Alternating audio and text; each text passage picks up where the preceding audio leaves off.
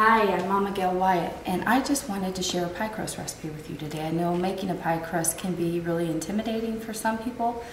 It's the simplest thing you ever do. All it involves is flour, a little bit of sugar, a little bit of salt, some shortening, and water. And once you get that down, roll it out, put it in your pie pan, and bake it. But I'm going to go ahead and demonstrate it for you so that you can do it. And just repeat the process. It should come out perfect every time. Alrighty, here we go. Okay, we're going to start with 2 cups of all-purpose flour. Don't use self-rising or whatever that is that has the baking soda in it already. You don't want to do that. Like I said, a little bit of salt and a half a teaspoon or a little less than half a teaspoon should be good for this. And then since I'm going to ultimately use this pie crust for something sweet, I'm going to add some sugar. And don't mind me because I get a little carried away. I'm going to add about 3 teaspoons of sugar to it. So a tablespoon of sugar. And you can add more, like I said, more or less, depending on what you like. Go ahead and whisk that all together. Distribute your salt and your sugar. All right. Okay, to that I'm going to add, now I'm going to say 3/4 cup of shortening. I really don't measure a whole lot with shortening because I watched my mom do it and that's how I learned. But I would add about 3/4 cup of shortening to it. And the reason we're going to do the shortening, to give it the fat, to give it the flakiness. You can use butter. Shortening is just my thing. That's how I was taught, and so that's what I teach everyone. Get a fork here. And then also, we're going to get into this with our hands too, but right now I just want to show you how to mix it with a fork. Because ultimately your hands are going to be the best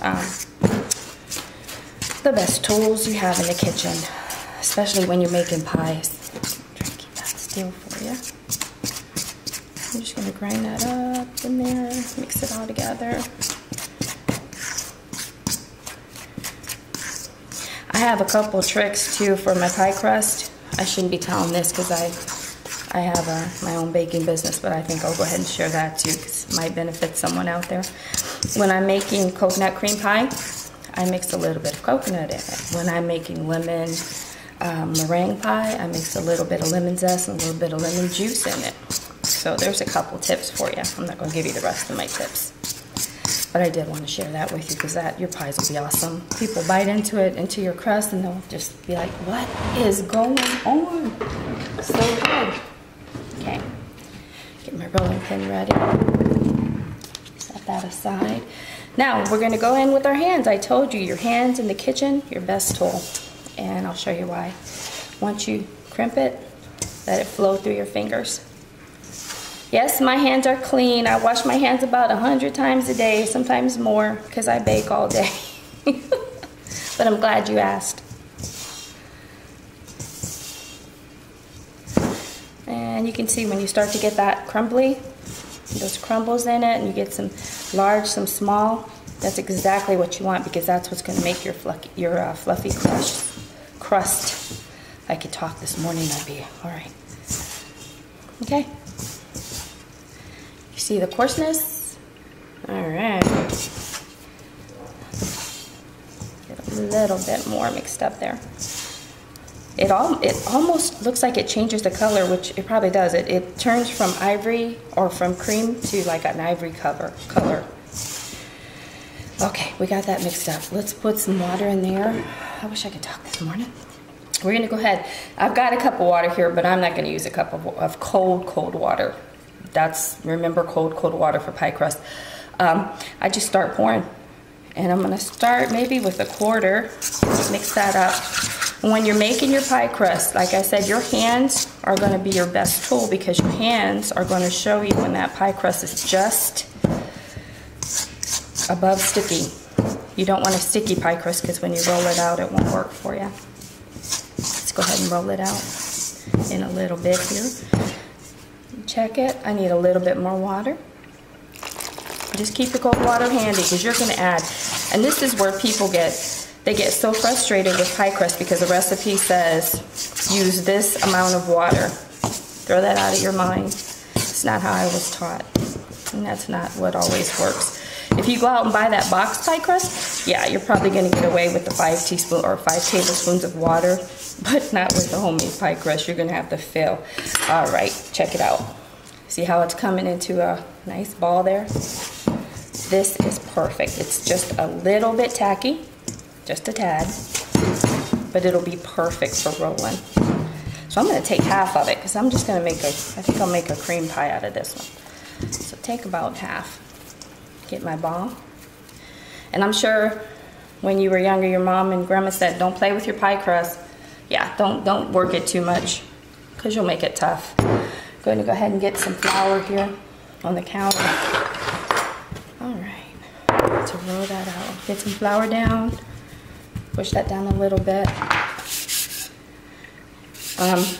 Rolling pins, if you're asking what kind of rolling pin this is, I think they call it a French pastry rolling pin, but use whatever kind of rolling pin you have. Marble, wood, the kind with the 2 handles on the side works perfect. And if you notice, I'm just trying to get it close to round. And I'm gonna roll it out to about that thickness. I don't know if you can see that on there.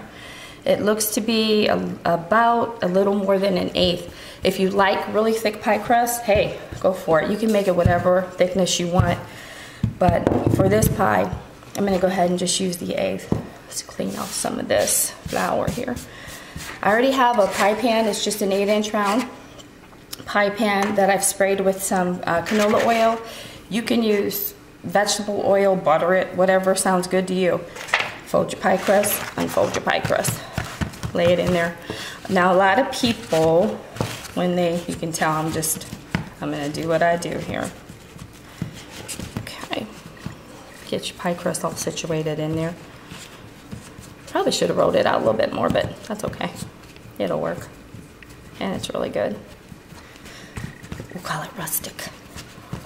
A lot of people, when they make a pie crust, what they'll do, they'll push it down in the pan. If you see what I'm doing here, push it down, and then they'll take, if this is going to be a 2 pie crust pie, you're just going to take a knife. You can use a paring knife or whichever knife works best for you, and just take your knife and cut around the edges.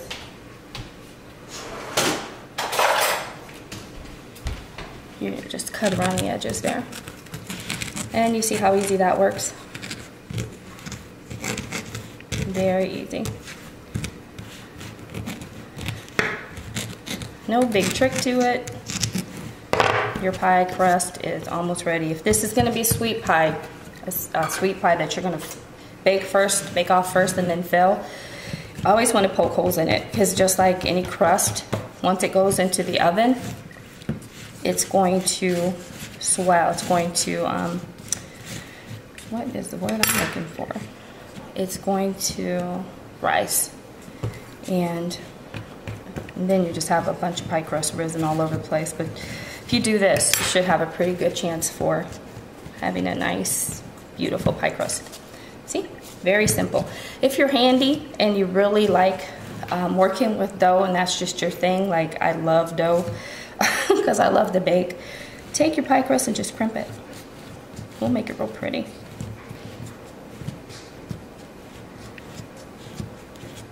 It doesn't have to be fancy. When I bake, my pies are so full that I actually put more crust around so it kind of dangles, and I build the sides up. I really build the sides up on the pie crust so that I can put, especially my pumpkin pies, I want to make sure that I have plenty of room for them to expand while they're baking. That's it. That's my little crimp that I do sometime there. You can also pinch it, take your thumb, go around, take your fork, press it off. Whatever works for you. It looked like a little bird's feet on there. So you can see that there. We've got our pie crust. So we're gonna go ahead and bake this off. Before I bake it though, I want to mix 1 egg with just a little bit of water.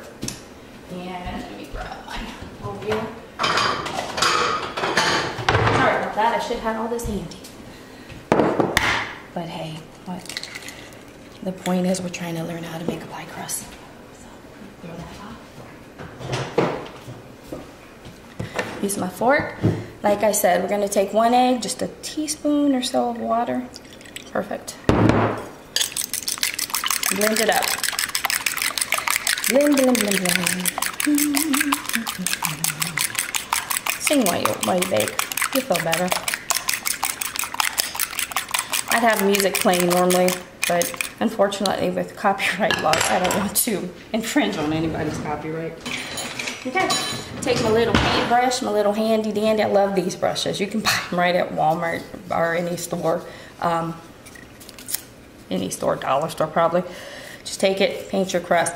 Now, like I said, this is gonna be for sweet crust, so I'm gonna go ahead and paint it all around because I want it to be beautiful and I want it to get crispy.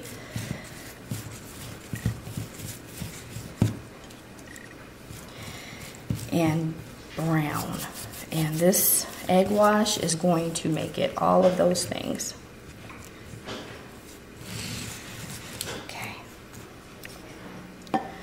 And I'll tell you what, because I'm going to bake this off, I'm going to go ahead and push this back down because I don't want it to invert. Let's push that in there. Just for baking's sake, so I can show you how pretty it is when it's done. All right. Let's do that. That works better. Okay, it's going to go into a 350-degree oven until it is golden brown, and you'll know it. It'll start to look very pretty brown color. And it'll just be beautiful. We're going to go ahead and put that in the oven. And we're back. I just wanted to show you the end pie crust.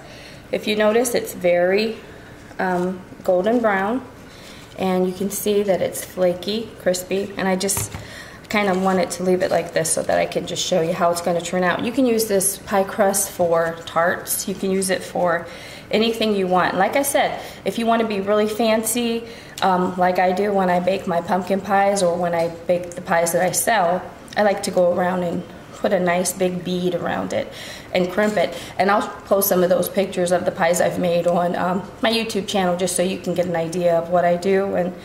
And hopefully you'll make this pie crust and let me know how it turned out. I really appreciate you watching. Thank you and have a good day.